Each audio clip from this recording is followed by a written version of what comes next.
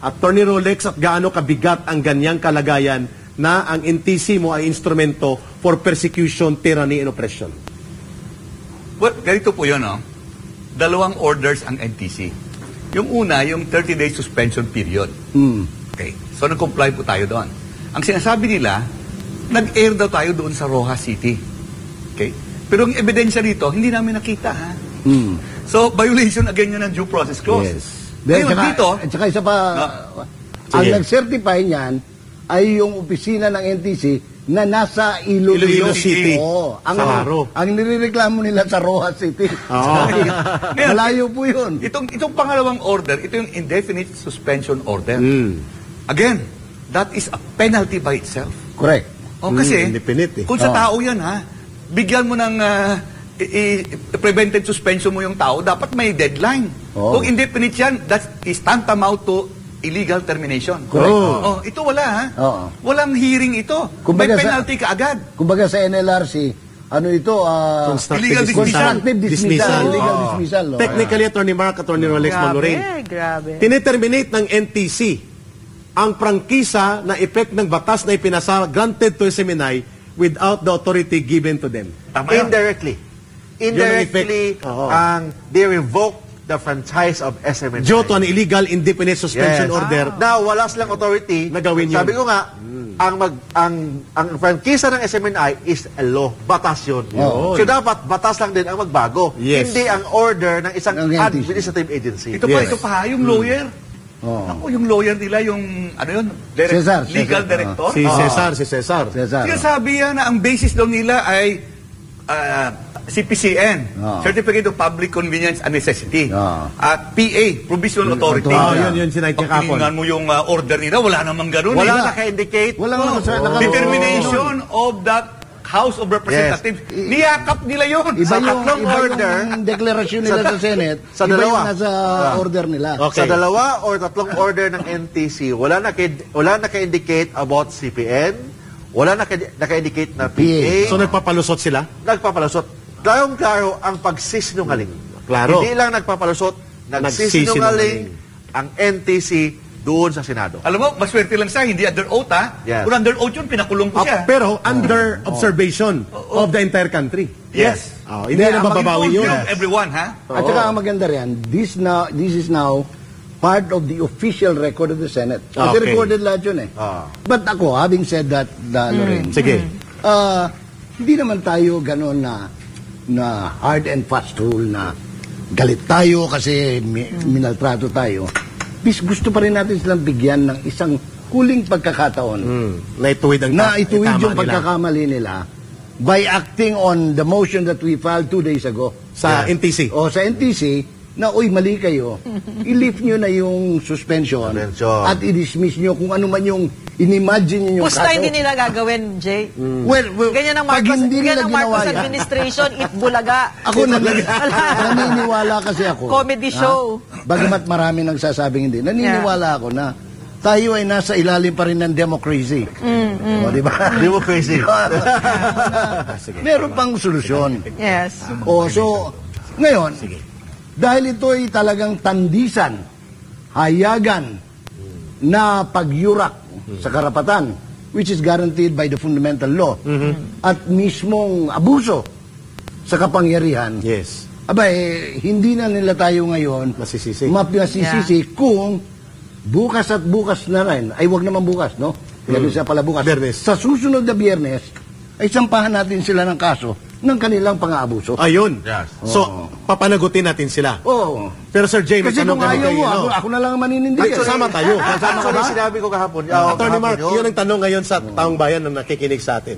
Gaano kahalaga yung mga proseso na ito na in-observe natin at yung mga pre-trial, pre-hearing, at pati yung mga naganap na proseso na ito. Na sinusunod natin. By the procedure and by the book, subalit nilalapastangan ng opisina ng NTC how brazen and how high and mighty they seem. Saan nagagaling itong ang kanilang mga arogansya sa poder nila? Yung ginagawa na is grave abuse of discretion amounting to lack or excess of jurisdiction. Is that a criminal offense? So yan, mag-file tayo ng certiorari, iba yun. para matanggal nullify yung lahat ng orders nila. And we can also file criminal and administrative case sa Office of the Ombudsman For graft and laban sa corruption. kanila. Yung sinasabi ni Sir Jay na dapat papanagutin na sila. Both. Both. But plano pa lang yan. Hindi pa talaga. Depende yan sa legal team natin. Pag-usapan natin yan. But bigyan pa natin sila ng chance na magbago. They correct their own mistake. Kasi sa Kristiyano kasi, ito, hindi lang naman kung saan-saan ito hinuhugot, kundi sa banal na kasulatan at sa mga pagtuturo ni Pastor Kibuloy, na bigyan mo ng pagkakataon ng isang mga makasalanan na maituwid niya, mabago niya Ang kanyang mga pagkakamali. Mary Join there si Atty. Rolex. Dito. Sige. Ito po, no? Masaya ito. Ganito, ang 1996 ba, Rules of Procedure? Yeah. Ng NTC. Oo. Nandoon nakalagay yung 2006. 2006 ba? 2006. Tatlo yun eh. Yung pinaka-latest, ito yung sinusunod natin. Oo. Okay. Ngayon, ano nakalagay doon?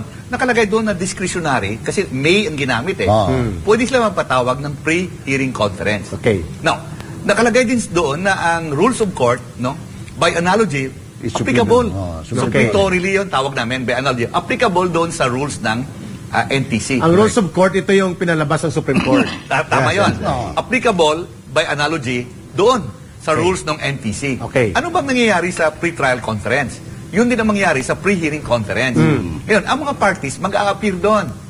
Ngayon, kung ikaw personal ang kaso, siyempre andun ka. Yeah. Kung ang kliyente mo ay, kung ang party ay isang korporasyon, hindi mo naman pwede dalhin ng korporasyon doon eh.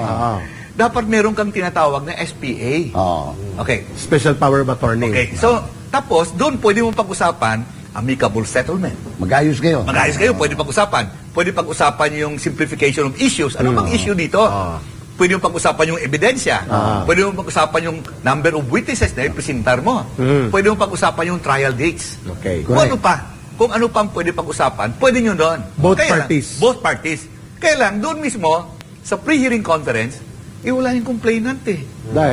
Wala sila eh. Physically absent. Dahil sinasabi ni Atty. Mark, at ito rin ang tinanong namin kanina sa inyo, dahil ang tingin nila, ang complainant de facto ay ang House of Representatives. Which is, Hindi, okay lang sana yun eh. hindi rin paninindigan ng House of Okay lang Representatives. sana yun. Kasi kung talagang may bayag sila, no? Ito mga congressman. Mga congressman? Oh, hindi. Wala. Kasi, tapang nila nung hearing eh. Sinabi nila sa NTC, May resolution ako kami. nit. Sige, sir, kailangan ng complainant. Kami complainant dyan. But they did not do. They will never do. Klaro. So doon pa lang, anomalya na mga kababayan. So yung rules Yun yan. ng NTC, So- nagsasabi kung ano yung complaint. Correct. So in Dapat addition- subscribe and sworn to. Yes, Correct. I-resolution yun eh, sinasabi dun sa order na una eh. So, Sige, yun, Atty. Mark. in addition sa sinasabi ni Atty. Rolex, kasi yung tinatawag na pre-hearing conference, nakalagay sa rules, the NTC may. But ang problema, may pre-hearing conference na. Ibig sabihin, hindi na may. Nangyari na. Kasi nangyari na, At silang may gusto, ha? applicable na. Sila may order. Parang touch mo bin eh. Nahawakan mo na, parang session. So natuloy na ang pre-hearing, ibig sabihin, yung lahat ng rules ng Apply na. Must apply. ng rules of court Apply na. applicable na. Ano yun? Mandatory na ang pre-trial conference. Okay. Second, mandatory ang negotiation. Paano tayo mag-negotiate kung walang spirito ng NTC nandun? Hindi dumating. Spirito, wala. Dumating. O paano tayo mag-negotiate? Paano natin i-identify? Kasi kailangan natin malaman ano yung pag-usapan sa hearing. Ano yung mga issues. Ano yung mga dokumento? Stipulation of facts. Dokumento nila, dokumento natin, parang Babangga. i-identify, ibangga natin. Sino yung mga witnesses na kailangan So lahat ng ito, wala. Walang nangyari Tayo meron. Attorney Mark,